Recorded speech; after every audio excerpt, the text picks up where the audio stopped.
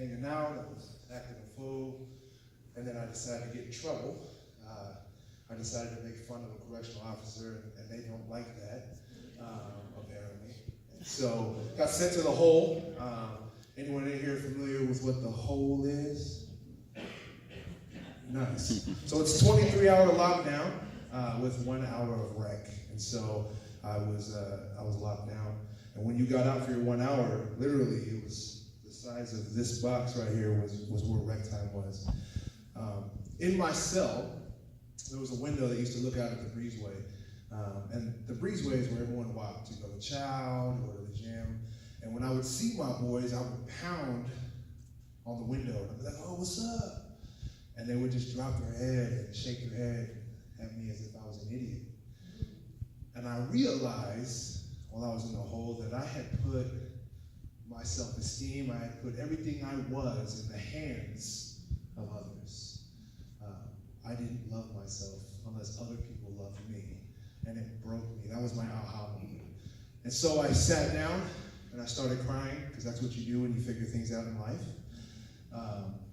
And I wanted to make a change. I wanted to figure this out. And so the only book I had that was in this cell I was in was the Bible. And so I said, I'm going to start reading this thing to figure it out. But I didn't know how to read the Bible. And so I'm flipping through it, and fortunately for me, this Bible was an inmate testimony Bible. So between every book was a testimony. And so I'm flipping through it, and I found a testimony that changed my life. And the testimony, in paraphrasing it, was a guy. He was a gang member. He was the shot caller, and the shot caller is the guy who calls all the shots, tells everybody what to do. He was on the streets. He sold all the drugs.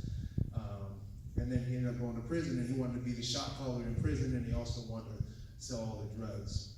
So in doing all of that, the only place that he could meet in prison with everyone to make sure he called the shots and moved all the drugs was in the chapel. And so months and months of doing this, finally, there was one day where all the tears got locked down except for his, and so he went to the chapel and was hearing the message, waiting for everybody to come. And the pastor told him, you're getting too old to gangbang. You're getting too old to sling drugs, but you never get too old to give your life to Christ.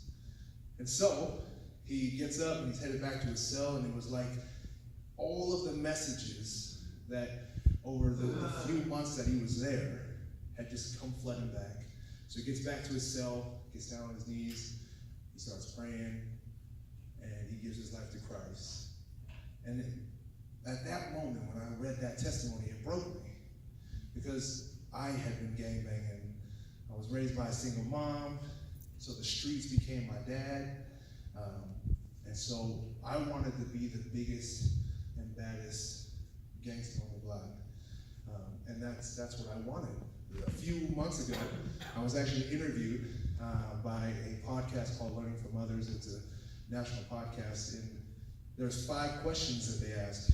And the very first question that they asked me was, what did you want to be when you grew up?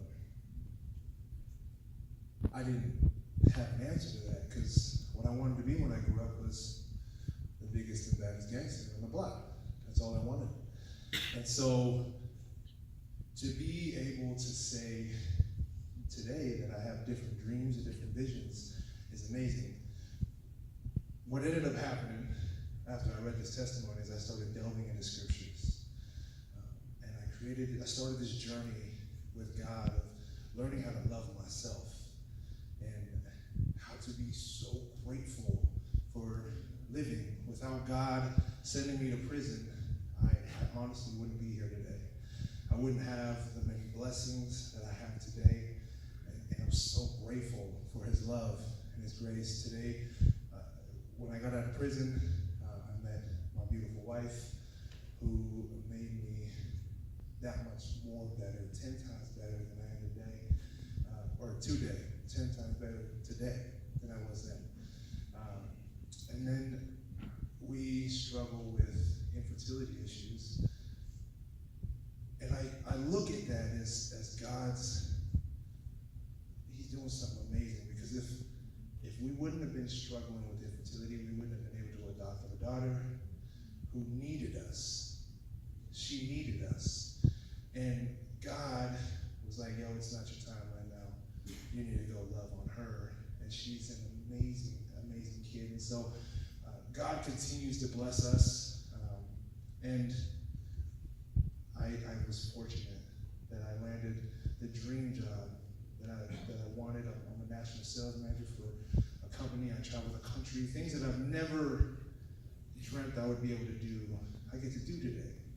And I'm so grateful for God's blessings and for what he gets to do for me. And I just want to throw this out here. So when we first came here 2 years ago, it was for my daughter because of the youth services here.